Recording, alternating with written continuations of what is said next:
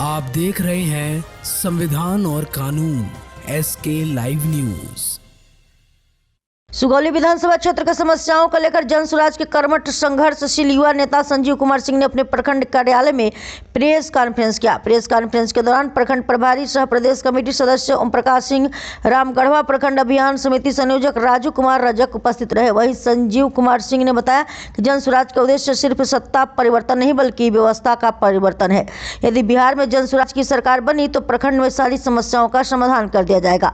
यहाँ युवाओं का पलायन बड़ी समस्या है, उन्हें अपने राज्य में ही रोजगार के अवसर प्राप्त होंगे। युवा नेता श्री सिंह ने कहा कि यदि उनकी पार्टी की सरकार बनी तो वृद्धावस्था पेंशन की राशि को बढ़ाकर 2000 रुपये कर दिए जाएंगे। महिलाओं को सस्ती दर पर रोजगार के लिए लोन दिया जाएंगे। गौरतलब हो कि बाढ़ प्रभावित क्षेत्र होने के कारण इस क्षेत्र में ग्रामीणों को परेशानी से निजात मिल सकेगा, जो नीतीश कुमार की सरकार में संभव नहीं है।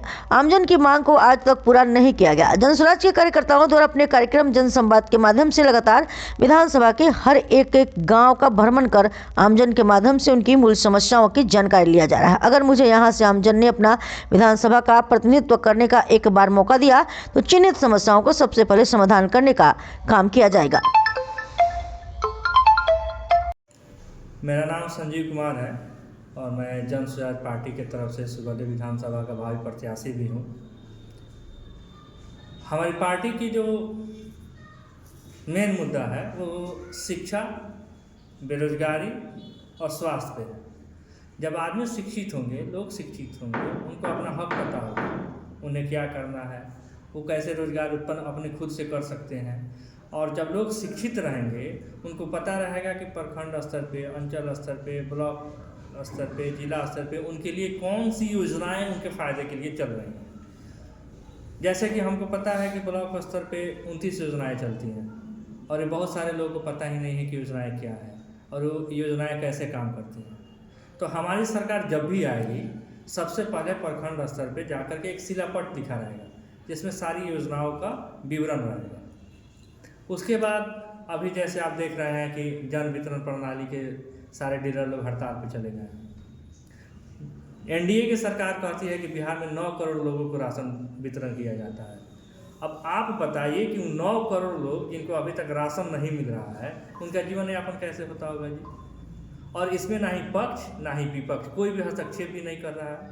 उन 9 करोड़ लोगों की जीविका कैसे आज चल रही है इतने दिनों से, इस पर किसी का कोई ध्यान नहीं है। हमारी सरकार जब आएगी तो ऐसा कुछ भी नहीं होने वाला है। और आप तो जानते हैं नीतीश हड़ताल और ये लाठीचार्ज के लिए जानी जाती है। हड़ताल हो रहा है, 9 करोड़ लोग खाने पीने के लिए व्याकुल हैं, उनको कोई किसी तरह की सुविधा नहीं मिल रही है, लेकिन फिर भी कोई हस्तक्षेप नहीं है उनका। हम आगे बढ़ते हैं तो देखते हैं कि स्वास्थ्य सुविधाएं वैसे ही चरमरा गई है। शिला पे पट पे लिखा हुआ है कि फलाने डॉक्टर यहाँ पे अपॉइंटेड है, लेकिन किसी डॉक्टर से कभी मुलाकात नहीं होती है।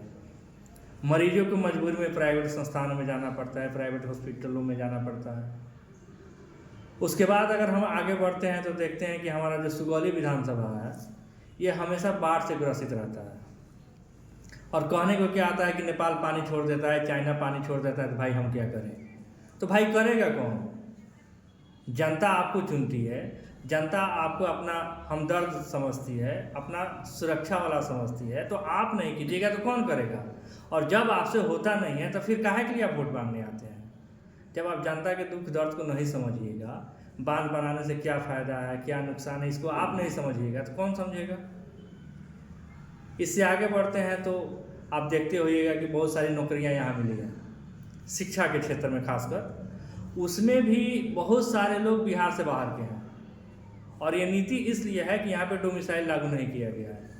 हमारी सरकार आएगी तो सबसे पहले डोमिसाइल लागू करेगी ताकि बिहार के छात्रों को ज़्यादा से ज़्यादा नौकरी मिल सके और इनको रोजगार के लिए पलायन नहीं करना पड़े। पलायन रुकना चाहिए, शिक्षा का स्तर बढ़ना चाहिए, स्वास्थ्य सुविधा बेहतर से बेहतर मुहैया होनी चाहिए और ये जो बाढ़ से ग्रसित किसान हैं उनको मुआवजा मिलनी चाहिए कि भाई बाढ़ जब भी आता है आपको मुआवजा मिलेगा।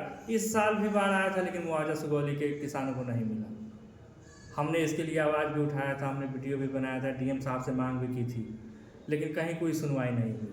ना ही कभी पक्ष खड़ा होता है किसानों के साथ में, ना ही विपक्ष खड़ा होता है साथ में। फिर वो किस मुंह से वोट मांगने आते हैं इनके पास। और ये क्या सोच समझ के उनको वोट देते हैं, ये तो आज तक समझ में नहीं आई कि भाई हम वोट क्यों देते हैं, वो वोट मांगने क्यों आते हैं। इस पर भी एक किसानों के साथ लंबी बहस की ज़रूरत है कि भाई एक अहम सवाल है आपसे कि एक तरफ पूंजीवाद और जातिवाद ये दोनों हावी है। अभी अगर चुनाव आप नाम लेते हैं चुनाव का, तो ये हावी है, इसको कैसे निपटिएगा आप सुगौली विधानसभा में? जी, आपका सवाल एकदम सही है कि जातिवाद और पूंजीवाद काफ़ी हावी है और जन सुराज पार्टी वही काम कर रही है, लोगों के बीचों में जाकर उनको बता रही है, समझा रही है कि पूंजीवादियों को वोट देने के बाद आपको कौन कौन से समस्याएं उत्पन्न हो सकती हैं। दो चीज़ें होती हैं, या तो पहले आप ऐश कर लीजिए, बाद में कीमत चुकानी पड़ेगी। नेता वही करते हैं, पहले आपको पैसा देते हैं, आप ऐश करते हैं, बाद में वहीं वसूला जाता है आपसे। एक वीडियो भी बड़ा वायरल हुआ था, आप लोग देखे होइएगा। आदमी कहता है कि सर हमको इंदिरा आवास चाहिए, बोला कि खबरों के लेटेस्ट अपडेट के लिए इसी तरह हमारे साथ जुड़े रहें और इस वीडियो को ज्यादा से ज्यादा शेयर करें।